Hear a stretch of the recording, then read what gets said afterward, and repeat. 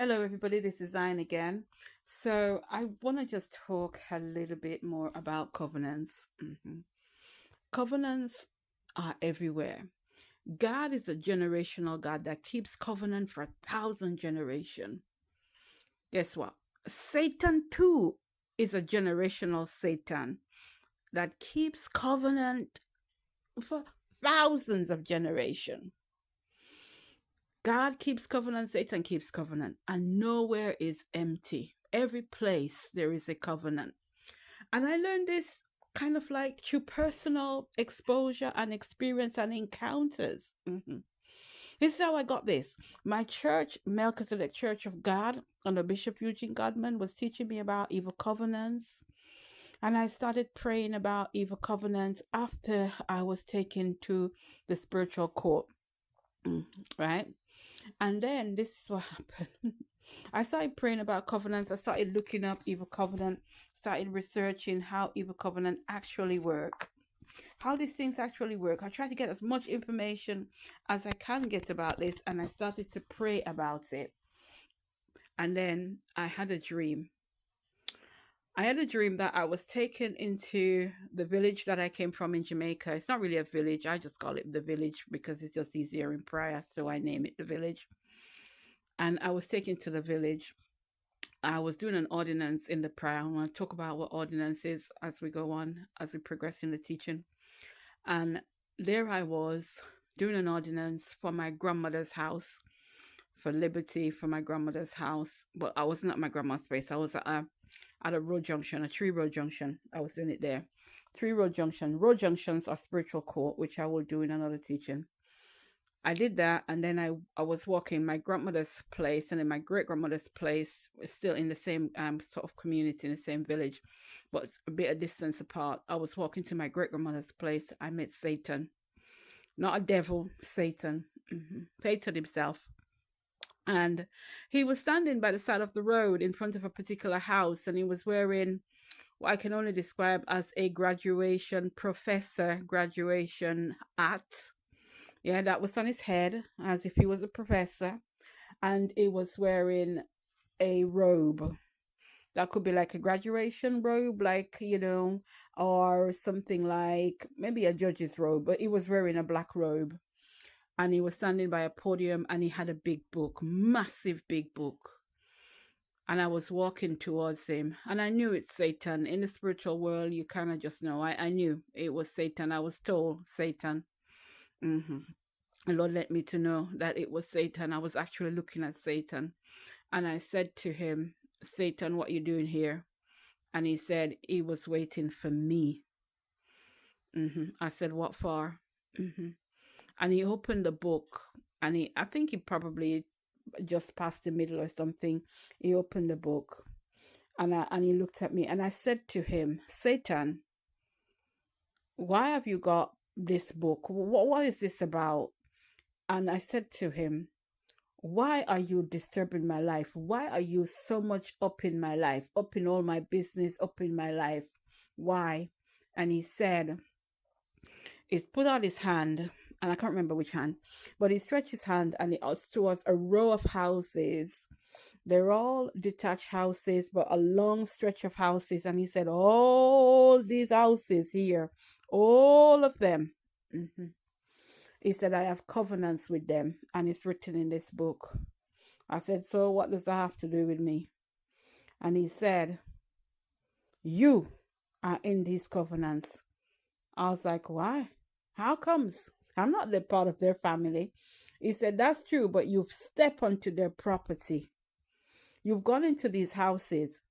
You've gone to the houses for one reason or another. You step onto the property. The moment you step onto the property, you come into the covenants that I have there. And I said to him, if I'm in any covenant, and the page that he opened to, there was one covenant, because I was understanding about covenants and I was praying, and some of these houses I was seeing myself at in dreams. So some of the houses I had already tackled them in prayer to detach from the covenants. I can't break it because I'm not part of the family or anything, but and I didn't go with and physically go there with an ordinance to do it, and I didn't really know that you could do ordinance at a distance at that time to break covenants. which I'll talk about later on. However, I was praying to come out of these covenants, come out of them. Mhm. So a lot of them had come out of, but there was one that I was still in, and it was on the page that he was talking to me about. And I said, okay, if there is a covenant in your book and your page where I'm in it, because I'm in that covenant, let the blood of Jesus appear and wipe it out. I kid you not, friends.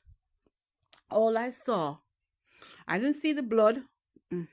I just saw the wording just going, boo, boo, boo, boo, boo, boo, boo, erasing, boo, boo, boo, boo, boo, and the covenant was erased. And it looked as if nothing was written there. It doesn't look like it's been crossed out or wiped out. It just boom, boom, boom, boom, boom, boom, boom, boom, boom, boom, boom. It just gone. As if they were writing covenants in one line above, and then they miss a gap, and then they write below, and nothing was written there. That's what it looked like when the blood appeared. When I called the blood, when I said the blood, and I say, blood of Jesus, let the blood wipe it out, and the blood wipe it out. I was shocked because I'd never seen that before.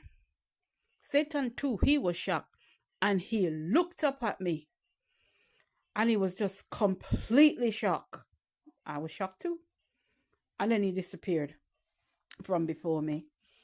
And for some reason, I was like, God, I need to find Satan. This needs to end.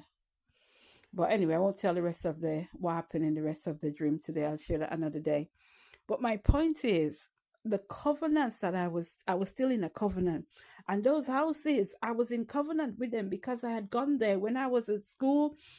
I was at school with kids from these houses, and we used to go after school. We would stop at their house for a bit, or my mom would send me there to play with somebody, just to spend time with somebody. My grand used to be this person where myself and my sister that follows me and some of my cousins, my grandmother would say, oh, go and help this person, go and help that person and that person, and we were going to help, which was in the best intention. But every time when we went to somebody's house, we were getting involved in their covenant.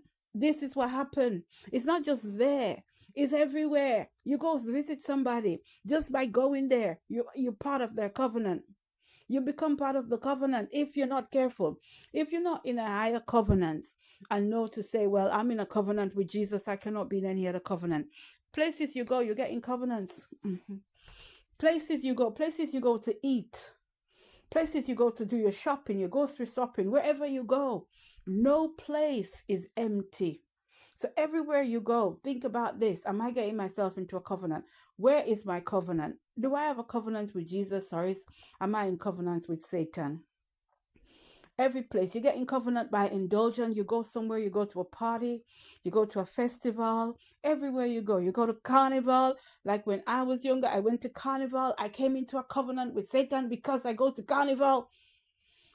Every place you go, where you go for your medical treatment, where you go for your dentist, every place where you live, where you work, every place has got an active covenant. And the covenant is either with God or with Satan. Why is this important? Because if you are a Christian and you come to pray and you're praying and you are bringing down the kingdom of darkness, they'll be like, hey, this one I've got covenant. And they will bring cases against you before God. God cannot break his own law. So when they bring the covenant, God is a covenant keeping God. And whether that covenant is with God or with Satan, God will honor the covenants. So you can be praying. You can be doing 10 days dry, 100 days dry, praying for a financial breakthrough. But if there is a covenant that says that shouldn't happen, it cannot happen. So this is why it's important that we know, okay, take stock of our life and know, where is the covenants in my life? If you've never intentionally come out of covenant, chances are you're connected to covenant directly or indirectly. And you have to do something to come out. And you come out through prayer. Sometimes they say you can break covenants. Look in your family tree and break the covenant in your family tree. Some of those covenants in family tree were created by authorities, meaning the fathers of the family, the forefathers of the family. the parents, the grandparents, the great grandparents, going back 4 generations. So if you are just you're not a father of the family, you necessarily, if you try to break a covenant that was created by the authority in the family, you've got to give your reason what makes you qualify to stand to break the covenant. And it's hard to break a covenant if you're in it. So the best thing is to come out of these covenants and then try to break them. How do you come out of these covenants? I'll tell you in my next discuss.